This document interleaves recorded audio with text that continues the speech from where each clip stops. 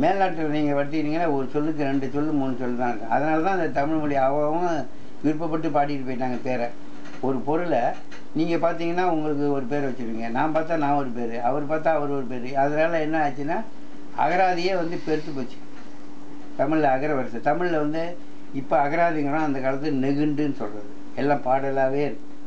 அந்த நெகுண்டில் வச்சு தான் இப்போ ஆய்வு பண்ணுறாங்க. எப்படி ஆய்வுனா இன்றைய வார்த்தைகள்லாம் நெகுண்டுலேருந்து தான் எடுக்கிறது. நெகுண்டு இல்லைன்னா வார்த்தைகளை வந்து கோக்க முடியாது, தொடர்புக்கு. அதோட சங்கிலி மாதிரி அது உருவாக்குறது. இல்லைன்னா அது அகராதி இல்லை, இப்போ உள்ளது அகராதிங்கிறோம், டிக்ஷனரி இங்கிலீஷ் சொல்கிறோம்ல.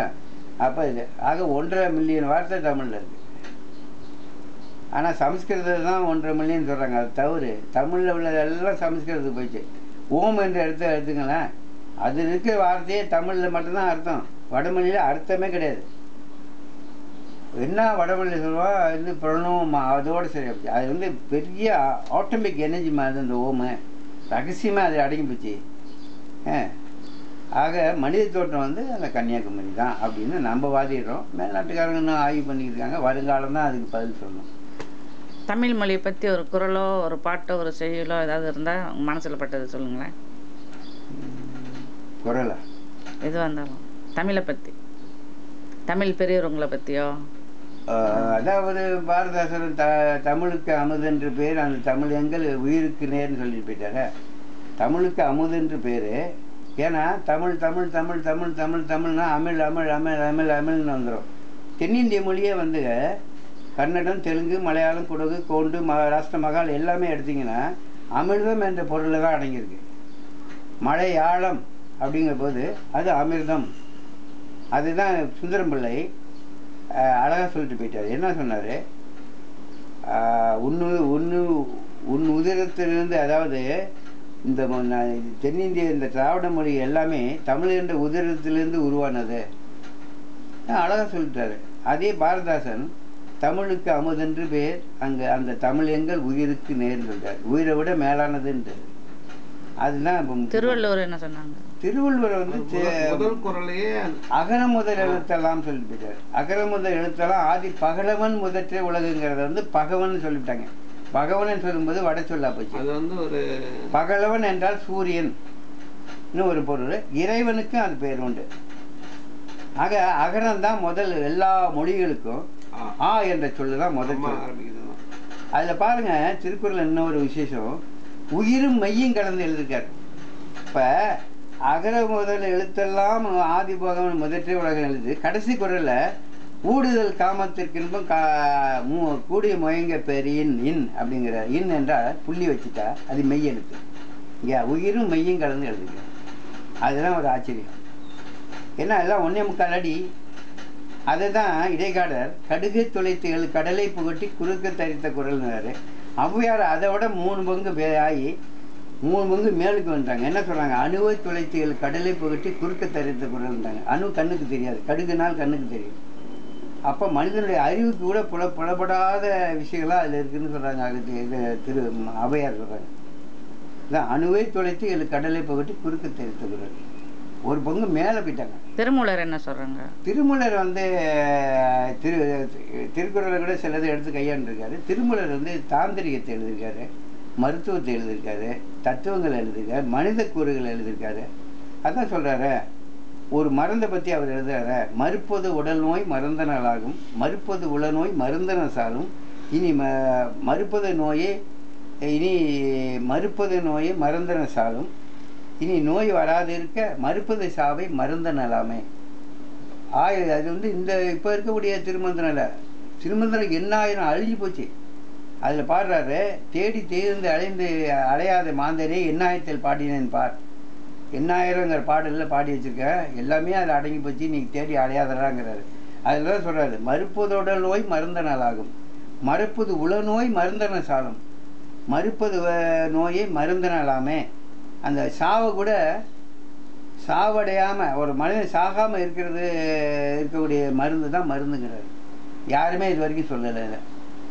உடல் நோய்க்கும் மருந்து சொல்கிறாரு, உள நோய்க்கும் மருந்து சொல்கிறார், இனி சாகாமல் இருக்கிறதுக்கும் மருந்து சொல்கிறாரு. அது இந்த 8000 தான். அது 300 பாட்டு தான் தமிழகத்தில் கிடச்சிருக்கு இது வரைக்கும். மற்ற அந்த 8000 பாடல் ஓலைச்சுவடி அழிஞ்சு போச்சு. ஆனால் அந்த 3000 வந்து தாந்திரிகம். அது வந்து இறைவனை பற்றி, மனித வாழ்க்கையை பற்றி, யோகத்தை பற்றி, ஞானத்தை பற்றி, அதாவது அறிவை பற்றி, இதுதான் அது 3000. இதை வந்து அந்த பழைய பாடல் வந்து அழிஞ்சிருச்சா இல்லை அழிக்கப்பட்டது? அழிக்கப்பட்டதுன்னு சொல்லலாம், இல்லை தானே அழிஞ்சதுன்னா ஆரியர்கள் எவ்வளோ பேர் அழிச்சிட்டாங்க. ஆரியர்கள் வந்து தமிழை அழிச்சிட்டு அவங்க மொழியை முன்னுக்கு. ஆமாம், அதாவது இந்த ஒரு திருவிழா இருக்குது தமிழ்நாட்டில், பழமையெல்லாம் கொண்டு போய் கடலில் ஆற்றுல கொட்டுறது. அப்போ இந்த ஓலைச்சுவடியெல்லாம் கொண்டு கொட்டிடுவாங்க.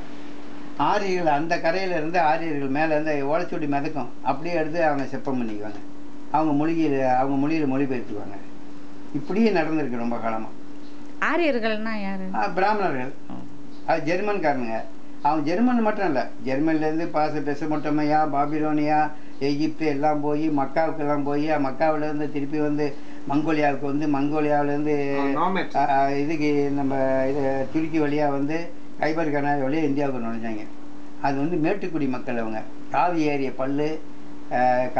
பல்லு, செம்படை முடி, குதிரை, உடல் பார்த்தீங்களா, இது ஆலோசனை ரொம்ப அழகாகவும் இதாக இருந்து வந்தாங்க. வந்தவனுங்க எல்லாம் வந்து சொந்த மொழி கிடையாதுப்பா, பேச்சு வழக்கு தான். இந்தியாவுக்கு வந்த பிறகு தான் சமஸ்கிருதம்னு உருவாக்குறது. சமஸ்கிருதம் என்ற பொருளே புதுசாக உருவாக்கப்பட்டது தான் அதோடைய பொருள்.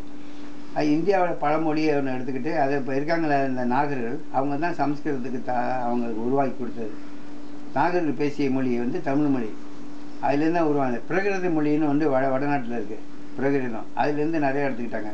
தமிழ் உள்ள கருத்துக்கள்லாம் எடுத்து மொழிபெயர்த்துக்கிட்டாங்க. புராணங்கள்லாம் எடுத்துக்கிட்டிங்கன்னா நம்ம மனிதனை வந்து செம்மைப்படுத்துறதாக சொல்லப்படுறாங்க. நீங்கள் ஆய்வு பண்ணி பார்த்தீங்களா, முக்கால்வாசி நம்மளை முட்டாளாக்கு இந்த புராணங்கள்லாம். முக்கால்வாசி புராணம் பாருங்க, அந்த காலத்து தமிழ் நூலில் பூத புராணம், அணு புராணம் இதெல்லாம் இருந்தது. அதெல்லாம் அழிஞ்சு போச்சு. பூதனாருங்கிற ஒரு புலவனே இருந்திருக்கான். பூத புராணம் அதெல்லாம் அழிஞ்சு போச்சு. வானசாஸ்திரம் பற்றி இருக்குது, எதை பற்றி இல்லை, எல்லாமே இருக்குது. எதனால இந்த தமிழருங்க இதை வந்து பின்தங்கிட்டாங்க? காரணம் வந்து அந்நிய நாட்டர் படையெடுப்பு. ஒருத்தனா படையெடுத்தான், ஆரியன் படம் எடுத்தான், அரபுக்காரன் படம் எடுத்தான், மங்கோலியா படம் எடுத்தான், பிரெஞ்சுக்காரன் படம் எடுத்தான், வெள்ளைக்காரன் படம் எடுத்தான், போர்த்துகீஸுக்காரன் படம் எடுத்தான். இத்தனை பேரும் படையெடுத்து வந்தால் ஒரு நாடு என்ன ஆகும் சொல்லுங்கள்? சின்ன படம். அதாவது 7ஆம் நூற்றாண்டு வரைக்கும் தமிழர்கள் நல்லா இருந்தாங்க. ஏன்னா அவங்களுடைய வாணிகமே 3000 வருஷமாக தொடர்ந்து இருந்திருக்கு உலகம் முழுக்கணும். அதுக்கு ஆதாரங்கள் இருக்குது. 3000 வருஷம் அவங்க தொடராக வாணிகம் பண்ணியிருக்காங்க. பெசமொட்டமையா, பாபிலோனியா, எகிப்து, ரோமு, எல்லா ஊருக்கும், இந்த கடாரம், புட்பகம், இப்படி சாவகம், எல்லா இடத்துக்கும். அப்படி இருந்தும் ஏன் அப்படி போனாங்கன்னா, இந்த கலப்பிரர்கள்னு 7ஆம் நூற்றாண்டு இந்தியாவில் நுழைஞ்சாங்க. அது வந்து பல மாதிரியான குழப்பமாக இருக்குது அறிஞர்களுக்கு. சில பேர் சொல்கிறாங்க வந்து கன்னடத்துலேருந்து வந்தாங்கிறாங்க, சில பேர் வடநாட்டிலேருந்துங்கிறாங்க. இந்த கலப்பிரர்கள் வந்து இருண்ட கண்டமாக போச்சு தமிழ்நாடு. மொழி வளர்ச்சி இல்லை, மக்கள் சின்ன பண்ண போயிட்டாங்க, பல ஜாதிகளாக பிரிக்கப்பட்டு போயிட்டாங்க. அப்போ தொல்காப்பியத்தில் 4 தொழில்காரன் தான் இருந்தான், 4 தொழில்காரன். அதை வந்து அகத்தியர் என்ன சொல்கிறாரு தன்னுடைய தர்க்கவாதங்கிற நூலில், 4 தொழிலாக இருந்தது 8 ஜாதியாக பிரித்தானா வேதவியாசன். அந்த வேதவியாசனுக்கு பிறகு வந்தவன் 16 ஜாதியாக பிரித்தானா வசிஷ்டர். அப்புறம் வந்தவனா 32 ஜாதியாக பிரித்தானா. அதன் பிறகு 3000 சுத்தவங்க ஜாதி ஆயிடுச்சு. அப்படி உருவாக்கிட்டு போயிட்டாங்க, நம்மளை சின்ன பின்னமாக்கிட்டாங்க. இதில்